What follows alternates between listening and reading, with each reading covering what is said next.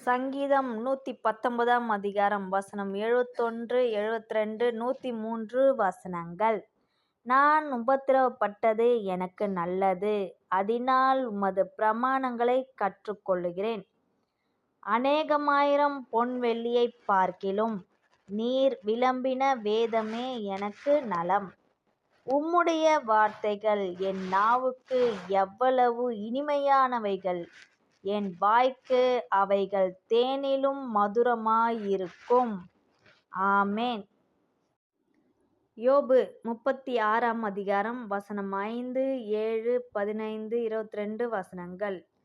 இதோ தேவன் மகத்துவமுள்ளவர், அவர் ஒருவரையும் புறக்கணியார். மன உருக்கத்திலும் அவர் மகத்துவம் உள்ளவர். அவர் தம்முடைய கண்களை நீதிமான்களை விட்டு விலக்காமல் அவர்களை ராஜாக்களோடே கூட சிங்காசனத்தில் ஏறவும் உயர்ந்த ஸ்தலத்தில் என்றென்றைக்கும் உட்கார்ந்திருக்கவும் செய்கிறார். 15. சிறுமைப்பட்டவர்களை அவர் சிறுமைக்கு நீங்கலாக்கி அவர்கள் ஒடுக்கப்பட்டிருக்கையில் அவர்கள் செவியைத் திறக்கிறார். 22. இதோ தேவன் தம்முடைய வல்லமையில் உயர்ந்திருக்கிறார். அவரைப் போல் போதிக்கிறவர் யார்? ஆமென். அநாதி தேவன் என் அடைக்கலமே, அவர் நித்திய புயங்கள் என் ஆதாரமே.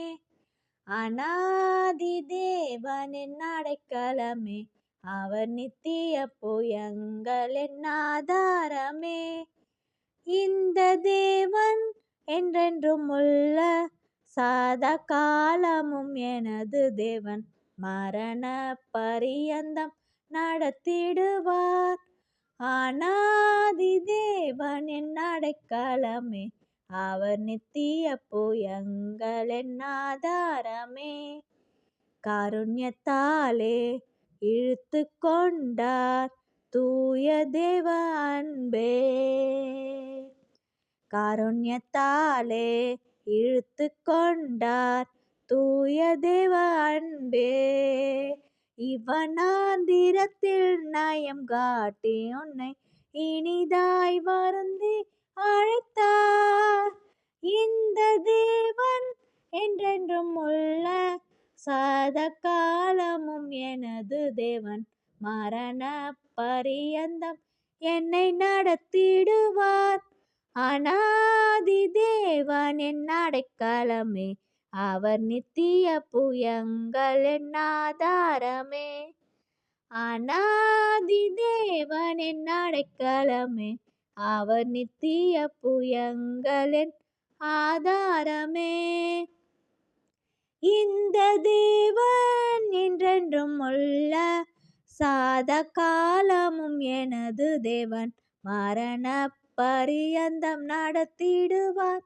மரண பரியந்தம் என்னை நடத்திடுவார். ஆமென்.